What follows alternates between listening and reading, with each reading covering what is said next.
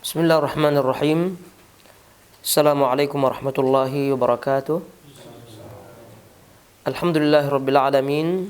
Wassalatu wassalamu ala asyrafil mursalin nabiyina Muhammadin wa ala alihi wa sahbihi wa man tabi'ahum bi ihsanin ila yaumiddin. Amma ba'd.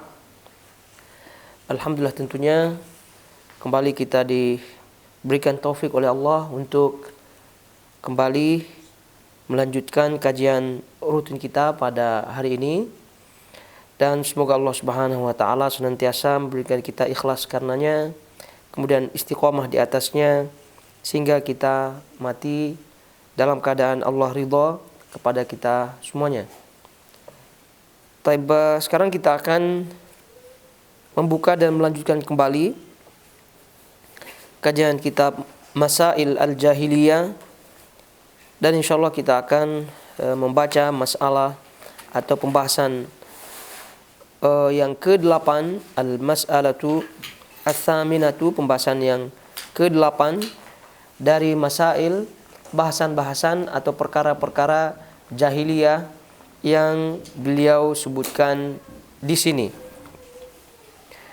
Ya, kembali kita ingatkan bahwasanya perkara atau masalah-masalah jahiliyah atau sifat jahiliyah yang beliau sebutkan di sini, ya tentu tidak terbatas hanya pada masa itu saja, yaitu pada masa jahiliyah, di mana sebelum Rasulullah SAW diutus atau semasa Rasulullah SAW diutus, ketika berhadapan langsung dengan orang-orang yang belum masuk Islam pada waktu itu, Quraisy dan seterusnya. Tidak. Namun yang namanya sifat-sifat seperti ini akan terus berlanjut, akan terus regenerasi dari generasi ke generasi, mesti ada sifat-sifat seperti ini. Betul, di awal disebutkan mengetahui sifat-sifat jahiliyah seperti ini adalah untuk pertama menjauhkan kita daripada sifat-sifat ini, lalu kemudian memahamkan kita lebih mendalam lagi akan keimanan, tauhid dan juga sunnah yang dibawa oleh Rasulullah Shallallahu Alaihi Wasallam. Karena apa yang beliau sebutkan di sini adalah semuanya menyelisihi daripada syariat Allah Subhanahu Wa Taala secara umum dan apa yang dibawa oleh Rasulullah Shallallahu Alaihi Wasallam. Jadi oleh karena itu, ketika dibacakan perkara atau masalah atau sifat jahiliyah yang disebutkan satu persatu dari awal sampai akhir ini, sekali lagi kita tidak membayangkan hanya perkara itu terbatas di zaman jahiliyah, di zaman dahulu. Tidak.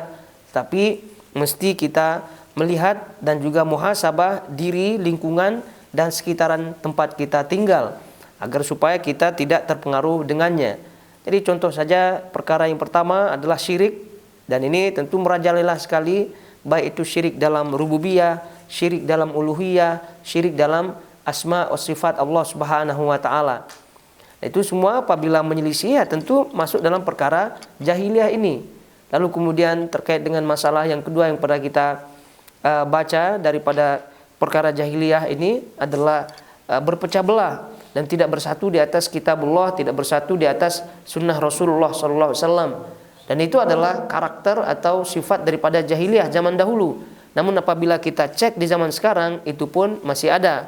Mereka berkelompok-kelompok, berbaiat-baiat, bertorikoh-torikoh, dan loyal di atas tarikat-tarikatnya, berbaiat di atas tarikat-tarikatnya.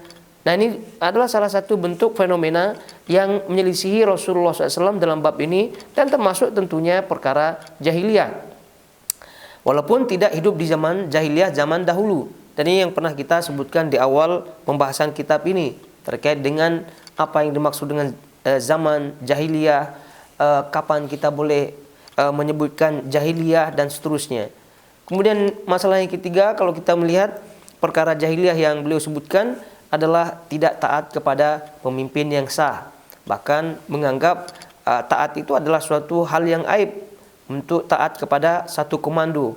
Dan ini kalau kita melihat, ini adalah karakter orang Arab jahiliyah zaman dahulu yang susah diatur. Namun kalau kita melihat fakta di zaman kita sekarang pun ada orang-orang seperti itu, bikin-bikin kelompok sendiri, kemudian suka keluar daripada pemerintahan yang sah, pemerintahnya salah sedikit demo sana, demo sini, buat kelompok sana, berontak sini, ingin membangun negara, ingin memecah belah, ingin memutuskan diri, melepaskan diri daripada pemerintah yang sah dan seterusnya. Ini juga banyak, tidak hanya di satu negara di Nusantara, juga di belahan bumi negara-negara lain juga berlaku sifat-sifat seperti ini. Oleh karena itu Islam datang membawa ajaran bahwasanya apabila pemerintah atau pemimpin itu sudah sah, maka harus ditaati. Walaupun pada undang-undang tertentu ada yang menyelisihi, ya tentu kita tidak wajib untuk mengikutinya, ya semampunya. Tapi kalau tidak mampu, ya maka wajib untuk ditaati. Nah, dalam hal ini contoh yang selalu dicontohkan adalah bagaimana Imam Ahlus Sunnah wal Jamaah, yaitu Imam Ahmad bin Hanbal rahimahullahu taala, ketika beliau dilarang untuk mengajar. Ini sering kita mendengar kisah beliau rahimahullahu taala, fitnah-fitnah yang melanda beliau, dari fitnah khalqul Quran. Kemudian setelah fitnah khalqul Quran itu selesai, karena pada waktu itu khalifahnya meninggal, Al-Ma'mun meninggal, lalu kemudian beliau keluar dari penjara. Tapi setelah keluar di penjara, hukumannya ibarat tahanan rumah, yakni beliau rahimahullahu taala tidak dibolehkan untuk mengajar, Ini perintah maksiat tentunya. Bagaimana seorang melarang daripada berdakwah, kan mengajar ini kan berdakwah. Lalu kemudian ada perintah raja pada waktu itu untuk tidak membolehkan atau melarang keras bagi murid-murid untuk mendatangi atau Imam Ahmad membuat majelis, tidak boleh. Maka selama bertahun-tahun Imam Ahmad rahimahullah ta'ala tunduk pada perintah tersebut. Nah, ini menunjukkan contoh real daripada amaliyah Imam Ahlus Sunnah wal Jamaah dalam mentaati pemerintah. Ya boleh-boleh saja kalau otak beliau rahimahullah ta'ala seperti otak sebagian orang yang khawarij, sedikit-sedikit keluar daripada pemerintah. Nah, ini mudah saja beliau menyebutkan kepada muridnya dan seterusnya untuk kita mari membangkang, mari berdemo dan seterusnya, mudah saja. Ya, karena beliau muridnya banyak sekali, ribuan. Pada waktu itu ya ribuan, mungkin ya lebih lah, puluhan ribu dan seterusnya. Karena di zaman dahulu cara menuntut ilmu dan juga semangat menuntut ilmu tidak sama seperti zaman sekarang. Kalau zaman dahulu itu memang tempatnya luas begitu di masjid, lalu kemudian mereka berkumpul dan disebutkan di zaman dahulu itu ada istilah imla. Ini sebagai cerita untuk membangkitkan semangat saja, bahwa di zaman dahulu itu ada istilah imla namanya. Imla itu bukan menulis dan sebagainya, tidak, tapi cara mereka zaman dahulu itu syekh misalnya menyebutkan sesuatu maklumat. Contoh ilmu hadis. Jadi syekh menyebutkan haddatsana Abdullah. Kemudian di depan imam itu menyebutkan dengan suara lantang haddatsana Abdullah begitu. Di belakangnya lagi menyebutkan haddatsana Abdullah begitu. Dan sampai ke orang yang terakhir. Kan maklum tidak ada mikrofon seperti ini. Jadi cara menuntut ilmu seperti itu di zaman dahulu. Jadi apa yang maklumat sepotong-sepotong gitu dari syekhnya pun pelan-pelan gitu kan, terutama ketika meriwayatkan suatu riwayat hadis.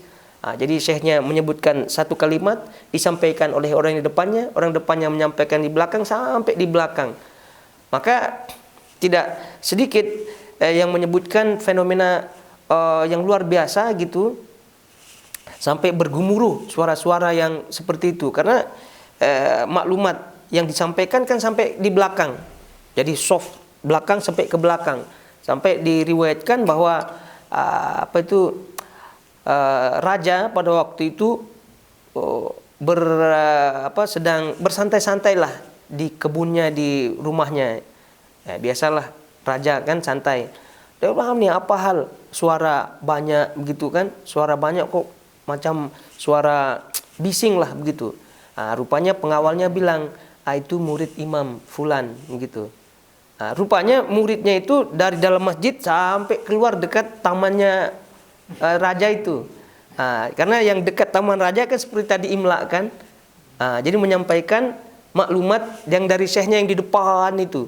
Dari depan belakang sampai yang murid yang di depan itu pun berbunyi. Jadi tidak heran khalifah atau raja pada waktu itu mendengar maklumat itu.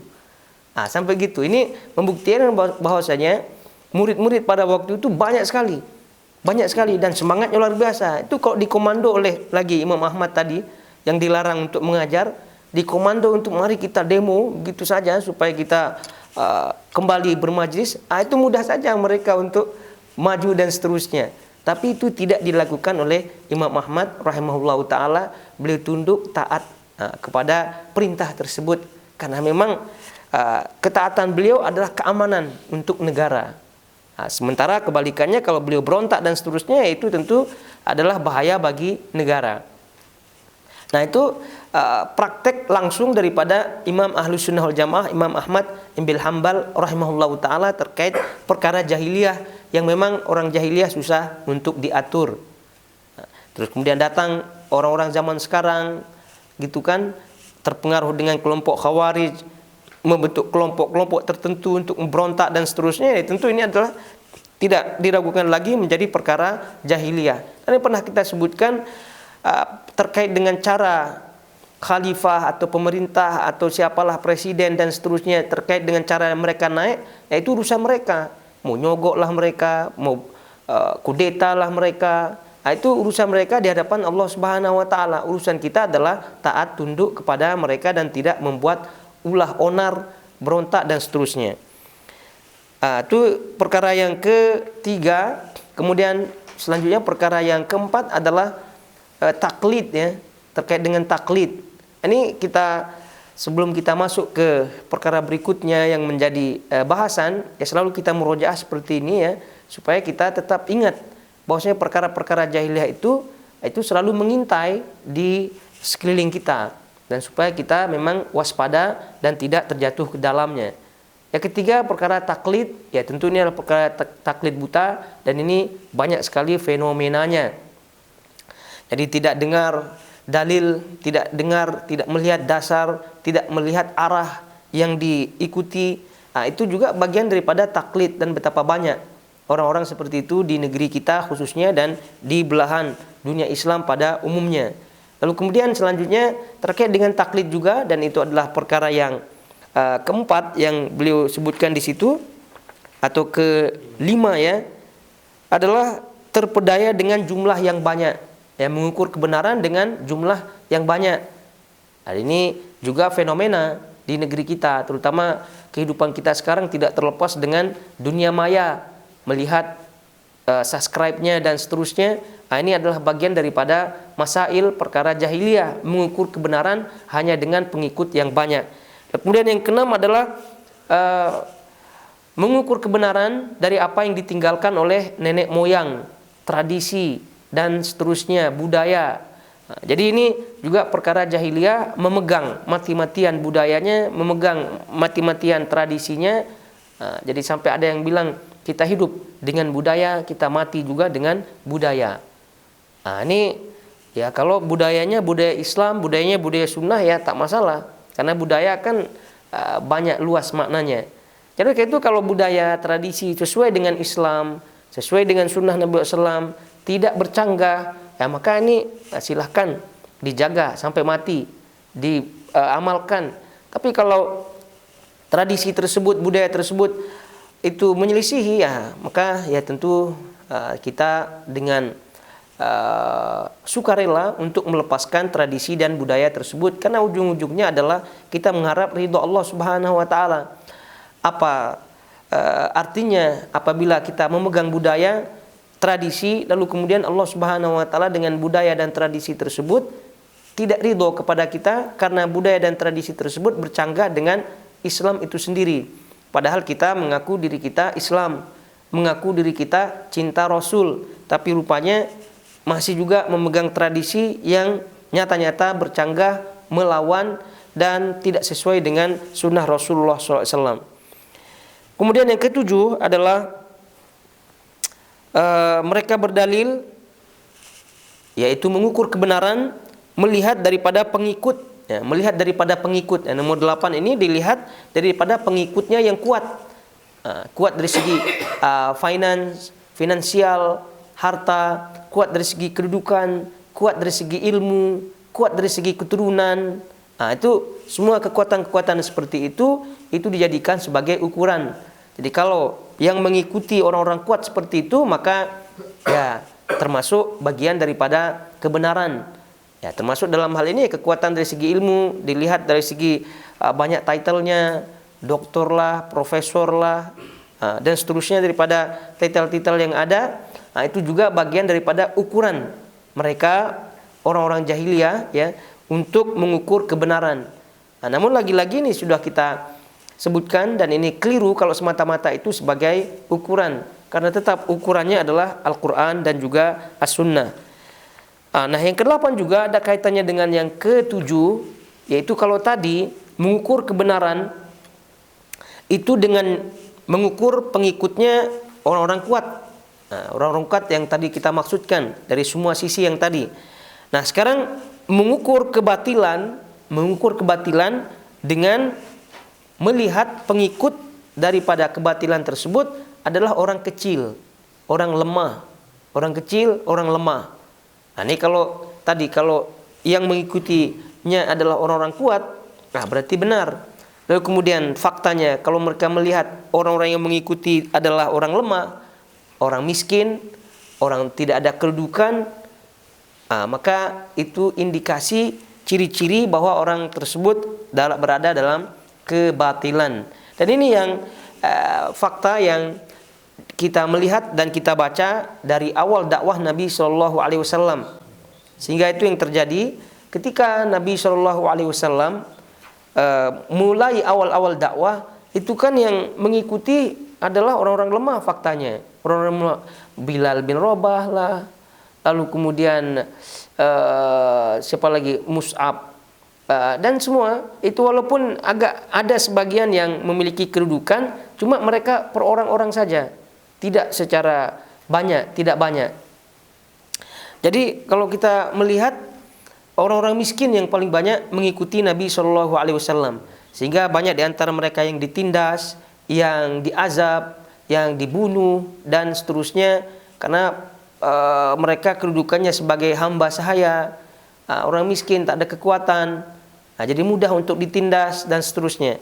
Nah, sementara orang-orang jahiliyah mengukur kebatilan dan kebenaran melihat dari segi pengikutnya. Nah, pengikut orang-orang yang tidak mengikuti Nabi SAW itu kan orang-orang besar semuanya, Abu Lahab lah, Abu Jahal lah, dan seterusnya daripada orang-orang besar itu. Kemudian yang mengikuti Rasul itu justru kebalikannya.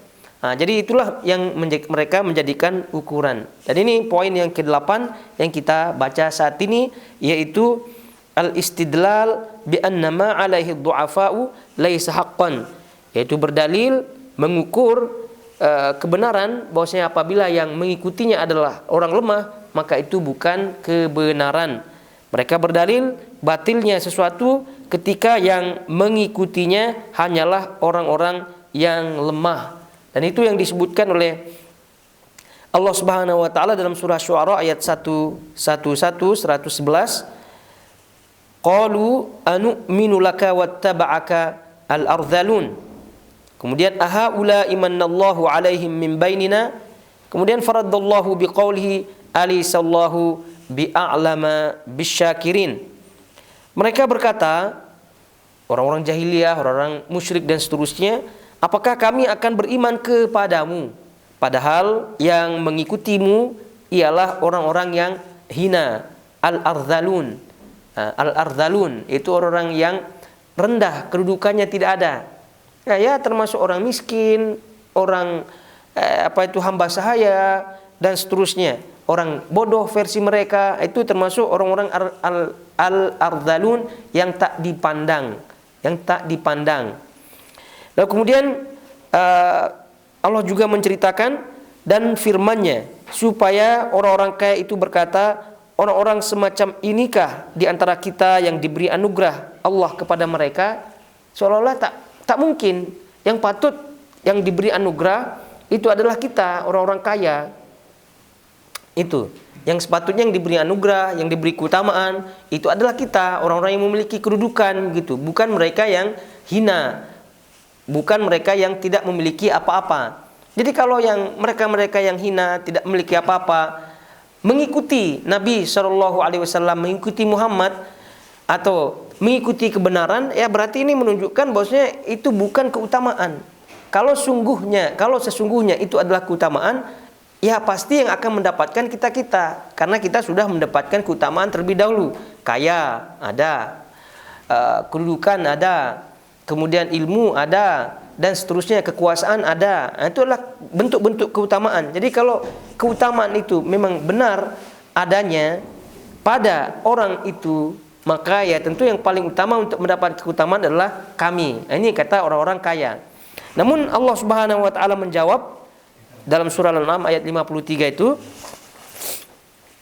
Alaihissallahu bi'a'lama bisyakirin. Tidakkah Allah lebih mengetahui tentang orang-orang yang bersyukur kepadanya? Maksudnya apa? Pengetahuan mereka itu kan versi mereka, versi orang-orang kaya. Ya kalau itu bentuknya keutamaan, ya pasti kita yang lebih berhak daripada mereka yang hina, kemudian tidak dipandang tersebut. Tapi Allah Subhanahu wa taala menegaskan di situ, tidakkah Allah lebih mengetahui tentang orang-orang yang bersyukur kepadanya? Jadi perkara keutamaan, perkara hidayah dan seterusnya, itu semua yang lebih tahu adalah Allah Subhanahu wa taala. Dan tentu kita ketahui bersama, Allah Subhanahu wa taala memberikan hidayah kepada orang-orang yang dikehendakinya, dan kepada orang-orang yang tidak dikehendakinya tentu tidak mendapatkan hidayah. Dan Rasulullah SAW sering kita mendengar hadisnya, man yahdihillah fala mudhillalah. Barang siapa yang diberikan hidayah, maka tak ada seorang pun yang mampu menyesatkannya. Begitu juga man yudlil fala hadiyalah. Barang siapa yang disesatkan, maka tak ada satu pun yang mampu menyesatkannya. Dan faktanya juga kita melihat ini adalah kehendak Allah Subhanahu wa taala. Hidayah, kemudian keutamaan di sisinya ini adalah kehendak murni, dan itu yang kita ketahui istilahnya sebagai hidayatut taufiq. Itu hidayah yang memang itu adalah hak Allah Subhanahu wa taala. Bagi Rasulullah SAW adalah hidayatu al-irsyad, yaitu hidayah untuk menunjukkan jalan saja. Perkara dia ikut mau apa tidak, itu urusan Allah Subhanahu wa taala selanjutnya. Yang itu tadi kita sebutkan hidayatu at-taufiq, yaitu keutamaan. Jadi faktanya juga orang-orang dekat sekeliling Nabi SAW pun tak dapat namanya hidayah ini, keutamaan. Ya contohnya saja yang selalu membuat geram ya orang-orang pencinta Rasulullah SAW yang membabi buta itu, ketika kita menyebutkan ayah dan bunda Nabi SAW tak dapat hidayah. Lalu kemudian lebih ekstrimnya lagi kalau kita menyatakan ayah dan bunda Nabi SAW di neraka. Itu luar biasa. Ya, tapi memang faktanya kalau kita melihat tanpa kita belok sana, belok ke sini, belok kanan, belok kiri, memang faktanya seperti itu. Memang Nabi sendiri yang menyebutkan demikian.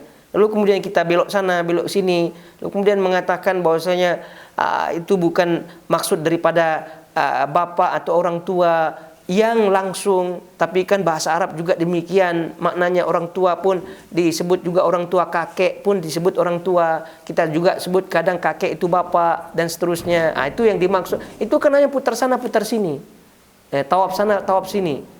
Jadi oleh karena itu balik bahwa fakta menyatakan bahwasanya orang-orang terdekat daripada Nabi SAW itu pun tak dapat keutamaan ini. Maka Allah menyebutkan, tidakkah Allah lebih mengetahui tentang orang-orang yang bersyukur kepadanya? Ya maksudnya apa? Hanya Allah Subhanahu wa taala yang mengetahui, dan hanya dari Allah Subhanahu wa taala keutamaan tersebut, dan kepada siapa yang Allah berikan, itu tentu hak Allah Subhanahu wa taala tentunya. Maka sering kita sebutkan hidayah itu mahal. Hidayah itu mahal. Jadi tidak semua orang diberikan hidayah oleh Allah Subhanahu wa taala. Jadi barang siapa yang mengenal sunnah, lalu kemudian mampu berusaha mengamalkannya, maka ketahuilah itu adalah hidayah. Hidayah dari Allah Subhanahu wa taala. Betapa banyak orang di luar sana, dan tadi kita sebutkan orang terdekat Nabi Shallallahu alaihi wasallam, ayah, ibunya, pamannya, itu tidak dapat hidayah dari Allah Subhanahu wa taala. Lalu kemudian kita pula yang entah tak ada kaitan mengait dengan langsung, tak ada keturunan Arab sekalipun, itu yang diberikan hidayah oleh Allah Subhanahu wa taala mengikuti sunnah Rasulullah SAW yang sesungguhnya. Maka ini yang patut disyukuri, patut untuk betul-betul kita jaga, kita maintain sampai akhir hayat. Nah, kembali kepada permasalahan bahwa ini adalah perkara jahiliyah, mengukur kebenaran atau mengukur kebatilan dengan melihat pengikut-pengikutnya. Kalau sedikit pengikutnya, berarti ini menunjukkan kurang. Kalau yang mengikutinya adalah orang-orang lemah seperti ini, berarti menunjukkan ini kurang. Kalau memang dia betul, ya berarti pastilah yang ikut mereka adalah orang-orang yang top, gitu kan? Orang-orang yang top, orang-orang yang intelektual, orang-orang yang tajam pemikirannya dan seterusnya. Nah, ini kalau kita melihat, memang faktanya banyak ya, faktanya dari zaman Rasulullah SAW dahulu dan juga di zaman kita sekarang, ya tentu kalau kita melihat jamaah-jamaah kajian gitu ya apa namanya, tidaklah seperti jamaah-jamaah mereka di luar sana gitu kan, yang mengikuti mereka itu artis-artis begitu kan, kemudian orang-orang yang kaya gitu ya. Itu jadi kalau kita melihat juga fenomena seperti itu berlaku juga di zaman kita sekarang. Nah, jadi kalau kita melihat juga di kajian ya, misal di Indonesia dan seterusnya, nah itu memang yang paling banyak ikut adalah orang-orang yang dari sisi ekonomi ya, kebanyakannya memang ya tidak seperti ekonomi orang-orang yang mengikuti, yang tidak mengikuti sunnah Nabi SAW yang banyak kaya dan seterusnya. Nah, namun lagi-lagi ini bukan menjadi ukuran bagi kita, karena sekali lagi ya, sebagaimana yang sering disebutkan adalah ukurannya Al-Quran dan juga sunnah Nabi Shallallahu Alaihi Wasallam.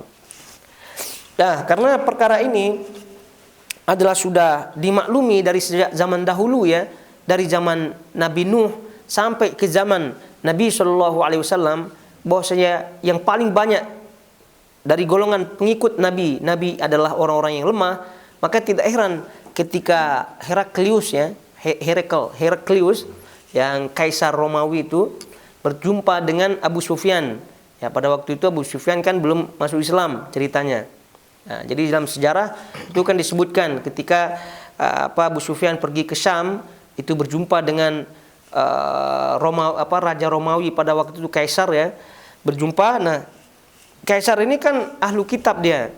Jadi dia tahu ciri-ciri daripada nabi yang akan diutus, akan turun. Nah, salah satu di antara ciri yang memang sudah tadi disebutkan dimaklumi bersama oleh ahlu kitab adalah pengikut Nabi SAW tersebut adalah orang-orang yang dari golongan lemah, Jadi oleh itu di antara pertanyaan daripada Heraklius kaisar Romawi tersebut adalah apakah pengikut orang itu, maksudnya yang ditanya ini adalah Muhammad, orang itu adalah orang-orang yang kuat atau orang-orang yang lemah.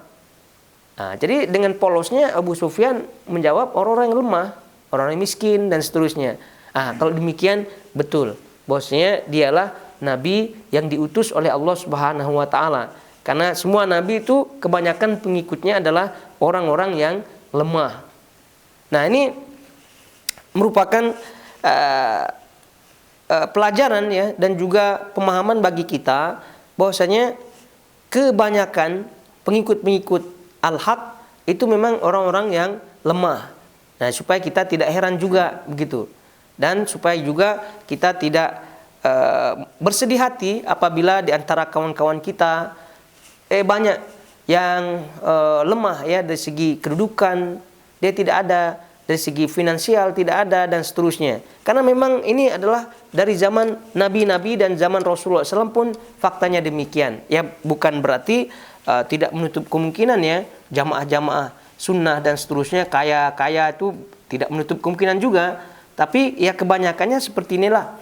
dia punya fakta. Dan ini sebagai penghibur ya, tentu bagi kita yang mengikuti sunnah Nabi SAW ini, supaya kita tetap semangat.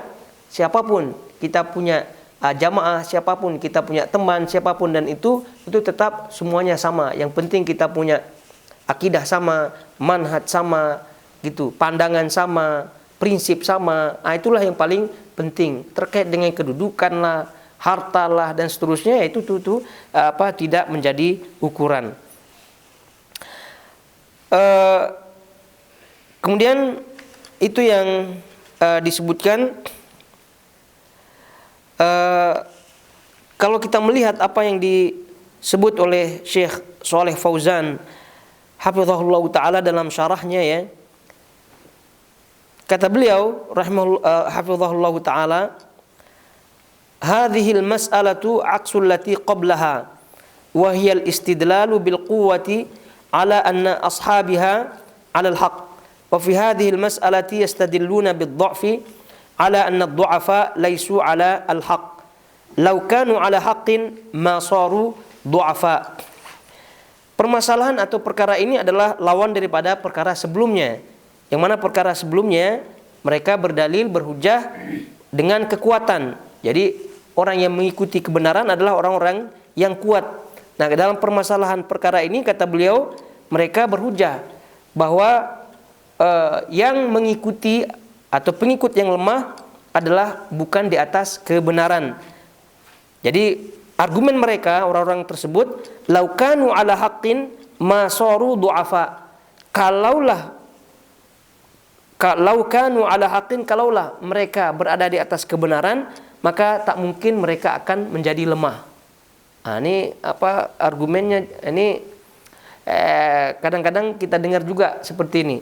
Laukanu ala haqqin, kalaulah mereka berada di atas kebenaran, ma saru du'afa. Jadi tak mungkin mereka akan menjadi lemah. Jadi kalau memang betul-betul dia kebenaran sunnah Nabi SAW, ya pastilah dia jadi orang kaya gitu kalau mau lihat harta. Kalau dia pengikut Nabi SAW, ya pasti dia ada kekuasaan, pasti ada kekayaan dan seterusnya. Jadi ini adalah pandangan-pandangan yang beliau sebutkan sendiri, hadza mizanu ahlil jahiliyah.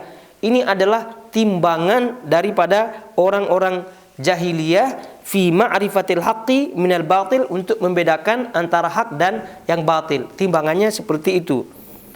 Wala ya'lamuna anna al-quwwata wad-dha'fa biyadillahi subhanahu wa ta'ala.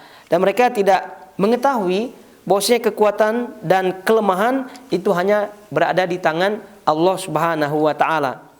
Wa anna ad-dha'ifa qad yakunu 'alal haqqi wa huwa dha'if. Dan orang yang lemah terkadang berada di atas kebenaran dalam keadaan dia lemah. Wa annal qawi qad yakunu 'alal batil wa hadha mantiqu qaumi Nuh lamma da'ahum ila Allah azza wa jal. Dan orang-orang yang kuat itu terkadang juga dengan kekuatannya berada di atas kebatilan. Dan ini yang disebut oleh kaum Nabi Nuh alaihi salatu wassalam yang tadi kita sebutkan, qalu anu'minu laka wattaba'aka al-ardhalun. Mereka kaum Nabi Nuh itu mengatakan, apakah kami akan beriman mengikuti kamu sementara yang mengikuti kamu ini adalah orang-orang yang tak dipandang, yaitu orang-orang yang hina dan seterusnya. Taib. Dan ini insyaallah wadih dalam perkara yang ke-8 ini, karena terkait dengan perkara yang ke-7. Jadi untuk memahami dan juga melihat situasi dan kondisi sekeliling kita, sekali lagi ini sangat-sangat mudah dan ini banyak terjadi. Ya mungkin di sini, di Qatar dan seterusnya, ya alhamdulillah ini tidak terasa ya. Tidak terasa perkara-perkara seperti ini. Karena alhamdulillah kita di sini kan datang kerja. Jadi masing-masing kita kehidupannya sudah terjamin dan seterusnya dengan gaji. Tapi kalau udah kita balik kampung sana di Nusantara, ya baik di Indonesia, baik di Malaysia dan seterusnya di tempat-tempat lain, itu perkara-perkara ini terasa. Jadi dilihatnya kalau pengikutnya ini memiliki kedudukan, kaya, ini kemungkinan ini yang benar. Tapi kalau dilihatnya ini pengajiannya ini adalah orang-orang yang lusuh, orang yang lemah, begitu kan, lemah pula, itu ciri-ciri orang-orang yang batil. Tapi ya begitulah keadaan. Semakin banyak harta mereka, kedudukannya, semakin susah untuk mengikuti dan tunduk patuh kepada kebenaran. Karena biasanya orang yang memiliki kekuatan dari harta, kedudukan dan seterusnya, egonya banyak. Kadang pula ustadznya yang diatur-atur oleh dia, gitu. Karena dia banyak hartanya dan seterusnya. Itu banyak kejadian-kejadian seperti itu. Oleh karena itu yang aman ya seperti tadi, yang mengikuti mereka adalah orang-orang yang lemah, miskin dan seterusnya. Tapi ya mudah-mudahan Allah Subhanahu wa taala memberikan hidayah kepada semuanya, baik yang miskin maupun yang kaya, gitu, untuk tetap istiqomah di atas al-haq, di atas kitabullah dan sunnah Nabi sallallahu alaihi wasallam. Baik. Kita langsung saja membuka perkara atau pembahasan al-mas'alatu at-tasi'atu, masalah yang ke-9, yaitu al-iqtida'u iqtida'uhum, atau al-iqtida'u bi fisqatil ulama, bi fasaqatil ulama. Jadi mereka mengikuti kefasikan ulamanya atau mengikuti ulama yang fasik. Jadi disebutkan di situ iqtida'uhum bi fasaqatil ulama wa juhalil ubbad. Nah, ini dalam cetakan yang lain ya, disebutkan di situ judulnya iqtida'uhum bi fasaqatil ulama wa juhalil ubbad, yaitu mereka mengikuti ulama-ulama yang fasik dan orang-orang ahli ibadah yang bodoh. Orang ahli ibadah yang bodoh. Jadi bi fasaqatil ulama, jadi ulama-ulama yang fasik dan orang-orang yang bodoh. Jadi ini perkara jahiliyah juga ya. Pada zaman jahiliyah di zaman dahulu, yaitu bukan berarti mereka tidak memiliki ulama ya. Jadi ulama yang dimaksud di sini adalah orang yang pandai, orang yang pandai. Ya, baik pandai di bab dunia maupun pandai dalam bab agama. Nah, itu semuanya disebut ulama. Nah, jadi kalau di bahasa kita, bahasa Indonesia, kalau yang disebut ulama adalah pandai dalam bab agama saja.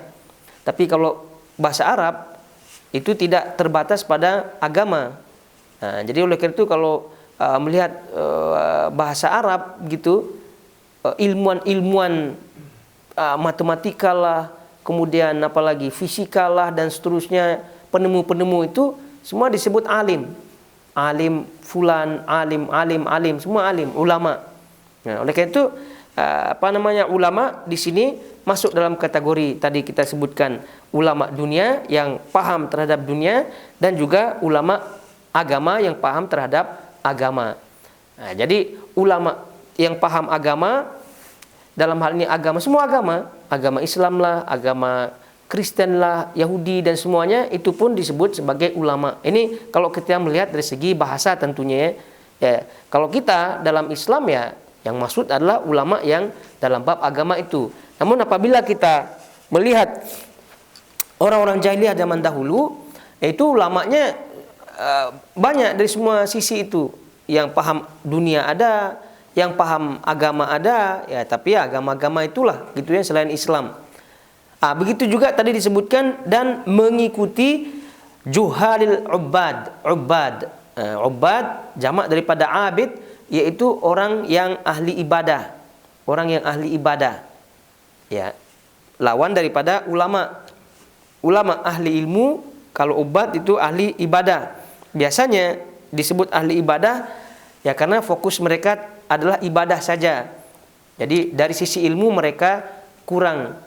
Dari sisi ilmu mereka kurang. Oleh sebab itulah kalau kita melihat hadis-hadis Nabi Shallallahu Alaihi Wasallam, maka tentu yang paling utama adalah yang berilmu. Ya, karena ibadah ini itu dari sisi manfaatnya itu hanya sisi dia saja. Jadi ketika dia beribadah, sholat, puasa dan seterusnya, itu dari sisi dia saja yang mendapatkan faedahnya. Tapi kalau ilmu, dia mengajar untuk dirinya, nasihat dirinya, kemudian juga untuk nasihat orang lain. Sebab itu dari segi keutamaan, ya tentu utama ulama daripada obat tersebut. Tapi kalau bisa digabungkan dua-duanya, ya tentu itu lebih utama sekali. Ilmu punya, kemudian ahli ibadah juga iya, itu tentu lebih utama. Nah, tapi poinnya sekarang ini, tokoh yang dua ini, golongan tokoh yang dua yang kita bahas ini adalah yang tak betul, yang tidak benar. Sehingga itu yang menjadikan umat menjadi kacau balau. Dan orang-orang jahiliyah zaman dahulu justru itu sebagai rujukannya. Justru sebagai rujukannya. Datang Nabi SAW membawa risalah, wahyu dan seterusnya, tak dipandang oleh dia. Karena bagi dia itu Nabi tak masuk dalam kategori ulama bagi dia. Kemudian dan seterusnya. Nah, ini juga berlaku kepada yang sekarang ini. Kalau kita baca, ya kita baca dulu apa yang disebut di situ. Iqtida'uhum bifasaqatil ulama wa juhalil ubbad. Jadi mereka mengikuti ulama-ulama yang fasik. Nah, ulama-ulama yang fasik. Jadi bifasaqati al ulama. Nah, jadi kalau terjemahnya itu kan mengikuti kefasikan ulamanya. Kefasikan ulamanya. Nah, tapi kalau kita melihat lafaznya itu fasaqatil ulama, yaitu ulama-ulama yang fasik. Nah, ini agak lain sedikit ini. Jadi ulamanya itu asalnya betul gitu kan. Nah, tapi dia ada sifat fasiknya. Nah, tapi kalau ulama-ulama yang fasik memang kebanyakan sifatnya itu fasik. Nah, betul tidak? Nah, ini yang yang dimaksud di sini. Jadi ulamanya yang fasik. Jadi sedikit saja sifatnya yang betul. Jadi maknanya kalau banyak sifatnya yang melenceng, itu disebut ulama yang fasik. Tapi kalau ada salah satu di antara sifatnya yang melenceng, itu mungkin baru disebut kefasikannya. Paham tidak ini? Nah, ini yang dimaksud di sini adalah banyak yang melenceng. Banyak yang melenceng. Sebab itu disebut di sini iqtida'um bi fasaqati al ulama. Jadi mereka mengikuti ulama-ulama yang fasik. Jadi ulama-ulama yang fasik maksudnya apa? Adalah ulama-ulama yang banyak melencengnya. Nah, jadi al-fasik, jadi kata Syekh Shalih Fauzan hafizahullah taala di sini, haula hum fasaqatul ulama. Mereka adalah ulama-ulama yang fasik. Wal fasik, apa yang dimaksud dengan fasik? Kata beliau, al-kharij an ta'atillah, yang keluar daripada taat kepada Allah Subhanahu wa taala. Maknanya perilakunya, pendapatnya, pemikirannya kalau keluar daripada taat kepada Allah Subhanahu wa taala, tak sesuai dengan sunnah Nabi SAW, maknanya itu fasik. Nah, itu yang dimaksud dengan fasik. Nah, jadi kalau ada perbuatannya, perilakunya, sekali lagi pendapatnya, pemikirannya, nasihatnya, ceramahnya dan seterusnya daripada yang berkaitan dengannya kharijun an ta'atillah, keluar daripada taat kepada Allah Subhanahu wa taala, tak sesuai dengan kitabullah dan sunnah Nabi SAW, itu yang dimaksud dengan fasik. Itu yang dimaksud dengan fasik. Tidak hanya minum minum keras begitu kan, tidak hanya dia merampok, tidak hanya dia berzina dan seterusnya. Itu juga fasik juga, karena itu bagian daripada keluar daripada ketaatan kepada Allah Subhanahu wa taala. Tapi pendapat, pemikiran, ceramah, fatwa dan seterusnya kalau keluar daripada Allah Subhanahu wa taala dan sunnah, itu pun fasik juga. Nah, sebab itulah nyambung kita kan, banyak ulama-ulama yang kategorinya seperti ini. Maka tak heran diberikan judul fasaqati al-ulama, mengikuti ulama-ulama yang fasik. Ulama-ulama yang fasik. Ya, namanya orang-orang jahil, orang-orang yang tak ada ilmu, orang-orang jahil, orang yang tak ada ilmu, tidak ada ilmu, ya tentu dia tidak tahu mana yang fasik, mana yang tidak daripada ulamanya. Nah, ini tentu buah daripada masalah yang awal yang pernah kita sebutkan di masalah yang keempat ya, yaitu terkait dengan taklid buta. Terkait dengan taklid buta. Nah, jadi kalau udah ada asas pada dirinya taklid buta, maka tentu pintu-pintu seperti ini sudah tertutup. Celah-celah seperti ini untuk dia berpikir ini ulamanya betul apa tidak, ini ulamanya ini apa tidak, begitu. Bahkan ulamanya merokok gitu kan, bahkan ulamanya agak gila-gila sedikit gitu kan, atau bahkan gila terang-terangan, itu mereka ada saja celah husnuzonnya gitu. Jadi mesti ada celah husnuzonnya. Kamu jangan macam-macam berbicara yang lain-lain kepada beliau ini gitu, karena beliau sudah ada kasyaf gitu kan, sudah bagi mereka sudah terkuak gitu hal-hal alam yang kita tidak lihat. Nah gitu, mereka itu adalah wali-wali Allah Subhanahu wa ta'ala. Jadi apapun yang mereka lakukan itu secara zahir yang nampak pada kita, bagi kita itu ya, tapi pada hakikatnya bukan itu. Pada hakikatnya bukan itu. Ada saja husnuzonnya. Itu padahal ulamanya fasik gitu kan, keluar daripada taat kepada Allah Subhanahu wa taala. Sudah jelas. Ya, tapi namanya sifat jahiliyah ya. Orang jahiliyah zaman dulu pun begitu juga gitu. Kalau tokohnya yang dianggap ulama itu minum khamar lah dan seterusnya, tetap saja diikuti. Seperti Abu Jahal. Abu Jahal lah, kita jangan jauh-jauh ya, Abu Jahal lah itu. Kan kita tahu dia Abu Al-Hakam namanya, di Abul Hakam. Maknanya dia ulama, dia memiliki pengetahuan. Tapi semua perilakunya bagi orang jahiliyah tidak menurunkan derajat kedudukannya, tidak ada. Tetap saja disebut Abul Hakam. Maka itu datang Nabi SAW barulah disebut Abu Jahal.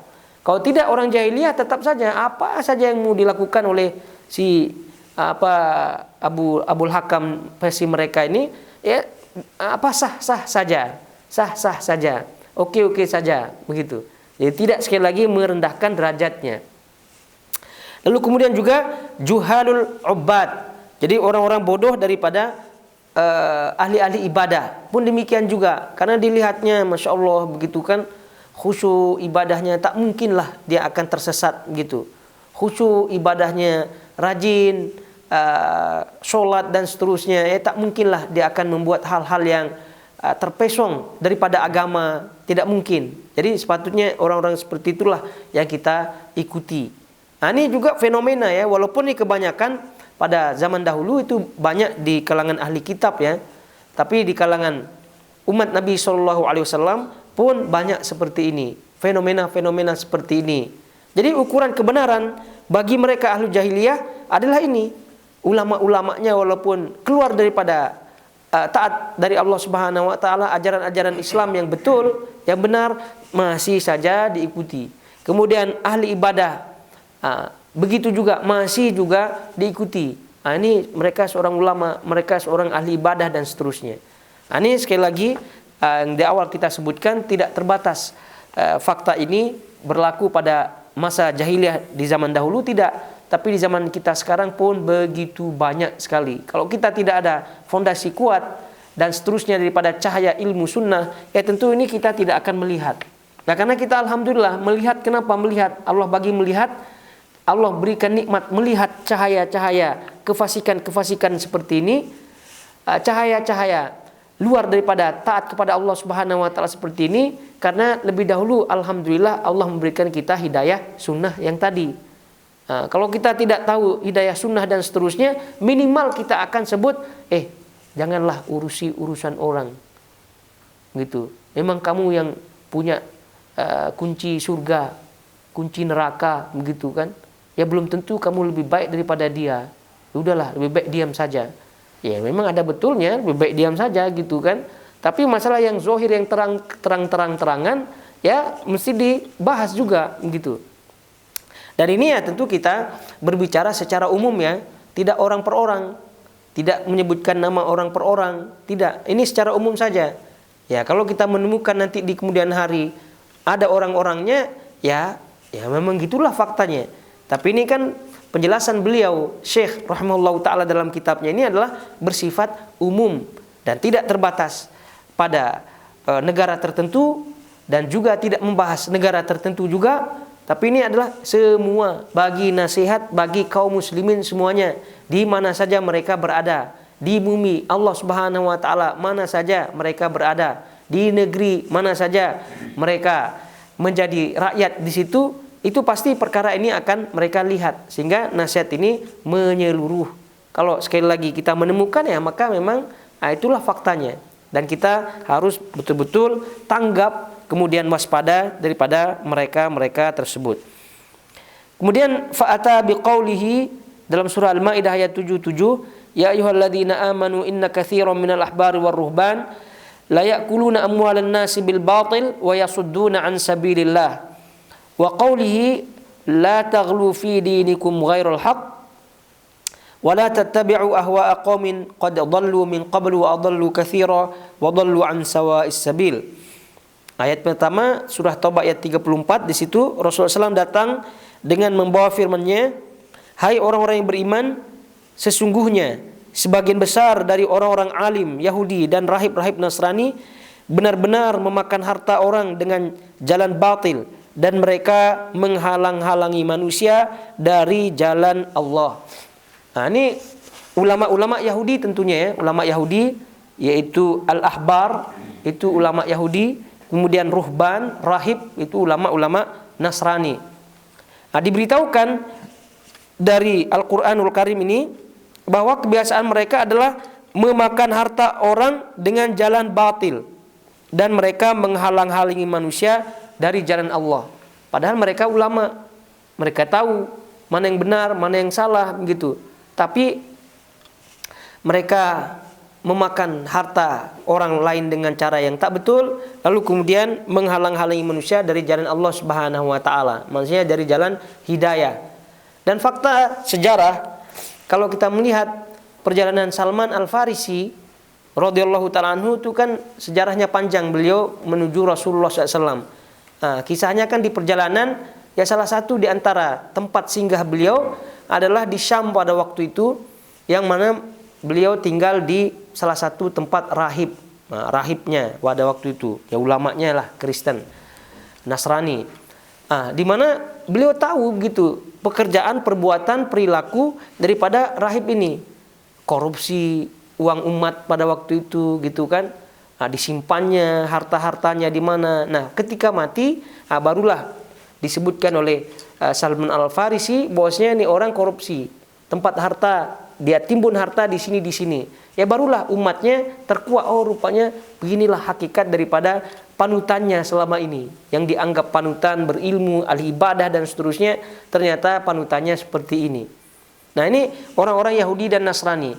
Begitu juga ulama-ulama, atau di dalam Islam juga banyak oknum-oknum ya, orang-orang tertentu lah begitu, yang memakan harta dengan cara yang tidak betul.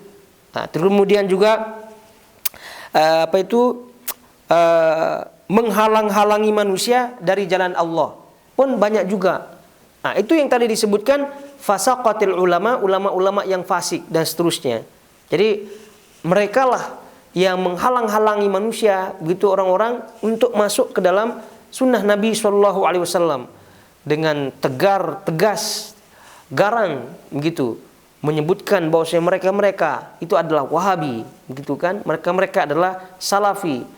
Hati-hatilah daripada mereka dan seterusnya. Ini betapa banyak kita menemukan dakwah-dakwah seperti itu. Ya, walaupun orang-orang yang dituduh-tuduhnya itu belum tentu mengaku dirinya Wahabi, itu tidak. Belum tentu juga mengaku dirinya Salafi dan seterusnya. Yang penting mereka itu mengikuti sunnah Nabi SAW saja. Cuma ya apa daya, mereka sudah digelari Wahabi, Salafi dan seterusnya. Padahal mereka sekali lagi adalah pengikut Nabi SAW. Mana dalilnya itu yang dilakukan, mana yang tidak ada dalilnya, ya tidak dilakukan, itu saja. Sesimpel itu kehidupan beragama orang-orang yang dituduhnya sebagai Wahabi. Cuma konsekuensi daripada perbuatan mengikuti sunnah ini adalah menutup celah-celah, bahasanya tanda kutip cuan ya, celah-celah untuk mendapatkan penghasilan begitu. Ya, karena mengikuti sunnah ini akibatnya tahlil tidak ada begitu kan. Khataman Quran dari tahlil-tahlil itu tidak ada lagi begitu. Jadi cuannya, celahnya sepertinya agak-agak tertutup. Ini juga masuk ke dalam memakan harta dengan cara yang batil juga. Jadi betapa banyak penghasilan-penghasilan yang didapatkan dari hal-hal yang tidak ada contohnya daripada Nabi SAW. Terutama hal-hal ritual-ritual yang sangat terkait dengan emosional, terkait dengan perasaan. Nah, itu pasti banyak bid'ah-bid'ahnya. Pasti banyak hal-hal yang tidak disunahkan karena terkait dengan perasaan. Menikah itu kan terkait dengan perasaan. Nah, sehingga orang menikah itu pasti yang dia akan lakukan adalah best of the best gitu kan, karena menurut kaidahnya itu kan sekali seumur hidup nikah ini katanya. Rupanya cerai juga. Gitu kan, ada nikahnya di naungan Ka'bah gitu kan, lalu kemudian resepsi pernikahannya di hotel mana dan seterusnya gitu kan, tak tahu entah mana apa yang diundang, semua artis apa semua diundang gitu kan, ya supaya ini terkait dengan perasaan, dan itu adalah sekali lagi maksiat banyak di situ. Juga dengan terkait dengan perasaan adalah kematian gitu. Inilah kita punya penghormatan terakhir pula gitu kan. Penghormatan terakhir. Jadi penghormatan terakhir kepada mereka yang sudah meninggal dari orang tua mungkin, saudara mungkin dan seterusnya. Sembelih inilah, 7 harilah, 9 harilah, 40 harilah, nanti di haulnya 100 harilah, haulnya lagi nanti setiap tahun dan seterusnya, buat haul dan seterusnya. Itu adalah tadi kita sebutkan terkait dengan perasaan-perasaan seperti itu. Itu adalah penghasilan kalau kita berbicara apa adanya gitu kan, berbicara terus terang, itu adalah penghasilan baik langsung maupun tidak langsung, baik zohir maupun yang batin. Zohir sebagian dapat uang. Zohir kita melihat makanan di situ banyak, perut kenyang dibuat, itu zohir juga, itu penghasilan juga begitu.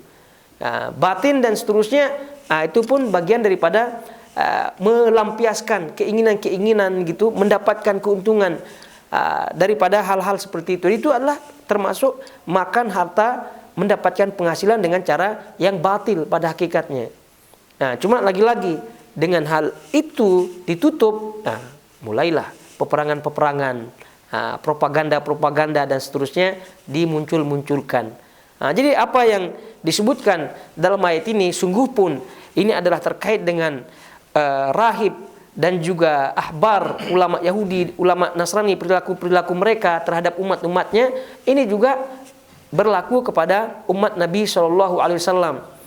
Jadi ya tidaklah kita sebut mereka juga kafir dan tidak, tapi ini kita berbicara perilaku, bagaimana bentuk memakan harta dengan cara yang batil, melalui hal-hal yang dibungkus dengan agama, melalui bungkusan-bungkusan agama. Ya tadi kita sebutkan, apalagi terkait dengan perasaan, itu kan bungkusan-bungkusan agama, itu dibungkus agama. Jadi terjadilah apa yang terjadi seperti yang kita sebutkan, dan banyak mendapatkan penghasilan baik zahir maupun batin seperti itu. Belum lagi itu ritual setelah mati beberapa hari tadi, 3, 7, 9, 40 hari. Kemudian haulnya, belum lagi nanti di kuburannya, Nah, itu banyak sekali ritual-ritual yang ada begitu, yang ujung-ujungnya adalah penghasilan baik langsung maupun tidak langsung. Dan itu adalah bagian sekali lagi memakan harta dengan cara yang tidak betul. Kemudian apa yang beliau sebutkan di sini, oleh beliau rahimahullahu taala menukilkan juga ayat Al-Maidah 77. Kata beliau, la taghlu fi dinikum ghairul haqq wa la tattabi'u ahwa'a qaumin qad dhallu min qablu wa adallu katsira wa dhallu an sawa'is sabil. Katakanlah, hai ahli kitab, janganlah kamu berlebih-lebihan melampaui batas dengan cara tidak benar dalam agamamu, dan janganlah kamu mengikuti hawa nafsu orang-orang yang telah sesat dahulunya sebelum kedatangan Muhammad, dan mereka telah menyesatkan kebanyakan manusia dan mereka tersesat dari jalan yang lurus. Ini tentu pesan dari ahli kitab, ini tidak khusus kepada ahli kitab saja tentunya, tapi bagi kita semuanya, terkhusus bagi ulama-ulama sebagai panutan dan seterusnya. Sebab itulah Nabi SAW dalam hadis sahih Nabi Shallallahu Alaihi Wasallam, dan diriwayatkan oleh Imam At-Tabrani rahimahullahu taala, Nabi Shallallahu Alaihi Wasallam menyebutkan, inna akhwafu ma akhafu ala ummati kullu munafiqin alimul lisan. Nah, sesungguhnya kata Nabi SAW, yang aku paling takuti dari umatku adalah setiap munafik alimul lisan, yang pandai berbicara, yang pandai berbicara. Nah, ini isyarat daripada Nabi SAW.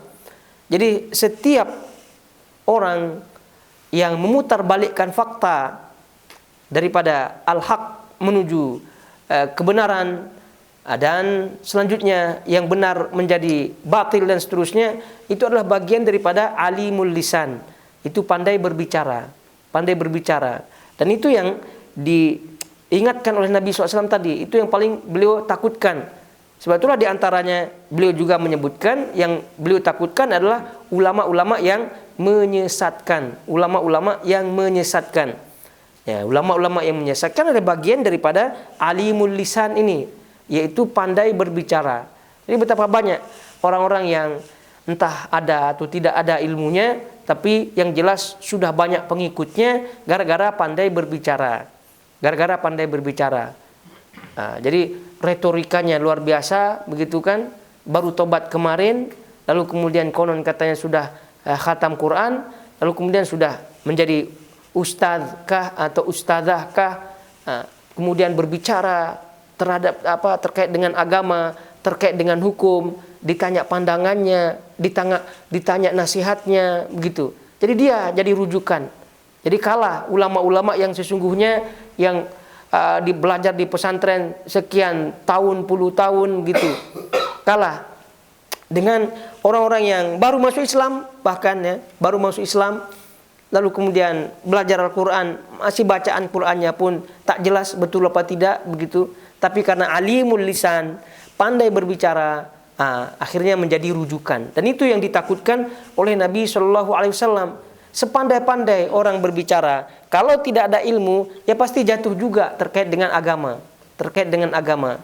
Jadi apa saja bidang-bidang ilmu tertentu ya, itu sepandai-pandai orang, itu pasti akan diketahui celah kesalahannya oleh orang yang ahli dalam bidang itu tersebut, gitu. Dia pandai berbicara, modal hanya bicara saja pandai.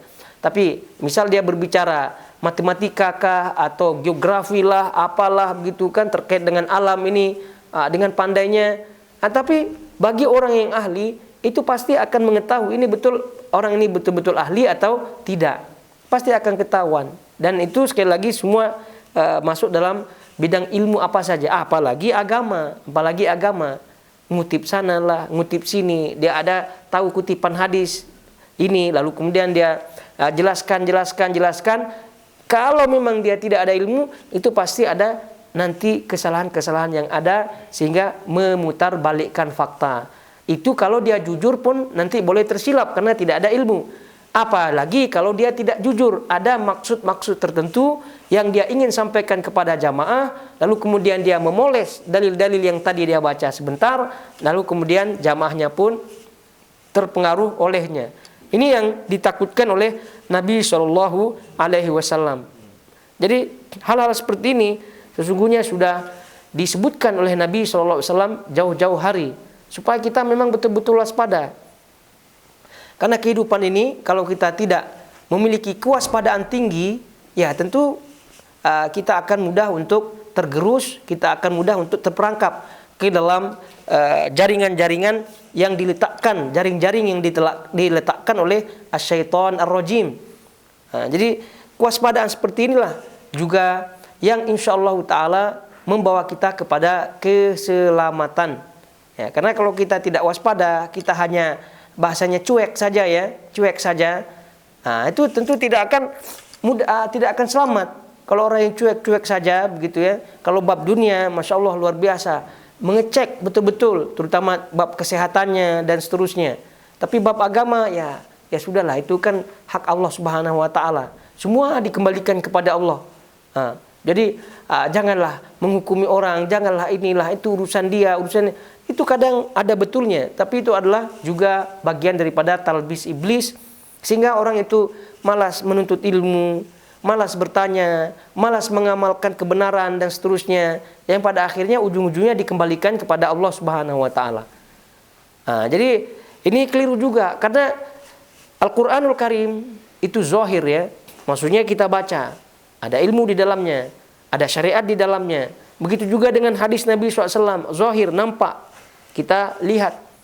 Jadi karena itu para ulama menyebutkan al-hukmu ala zahir. Hukum itu berdasarkan zahirnya, bukan berdasarkan yang tak nampak. Yang tak nampak niat orang lah apa itu, kita tidak menghukuminya. Dan kita tidak waspada dengan niat orang itu juga. Tapi yang kita waspada adalah wujud daripada niat, yaitu yang zahir. Kan niat itu bagaimanapun juga akan berwujud dengan perilaku orang-orang seperti itu. Jadi tidak mungkin dia berbohong dengan niatnya.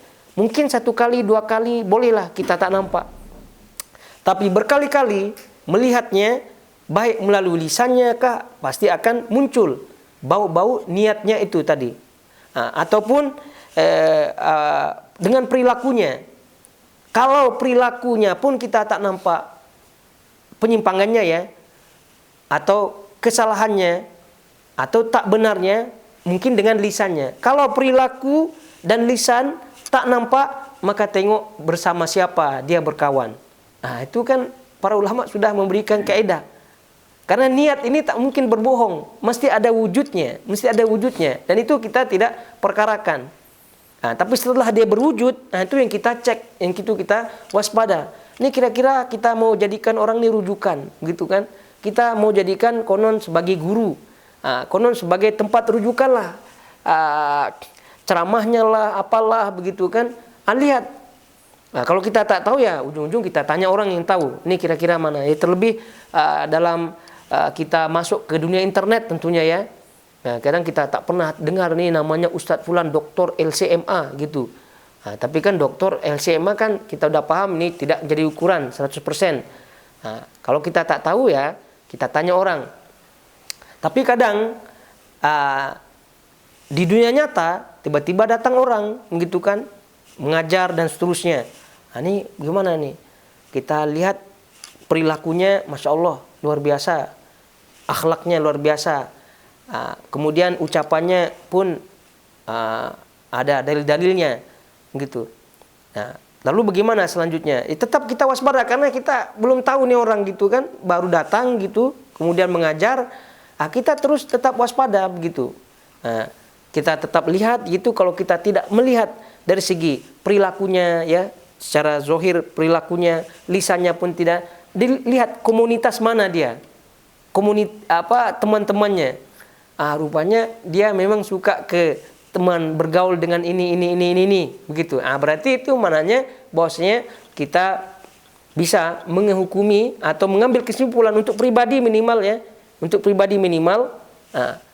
kita simpulkan pribadi lalu kemudian bersikap.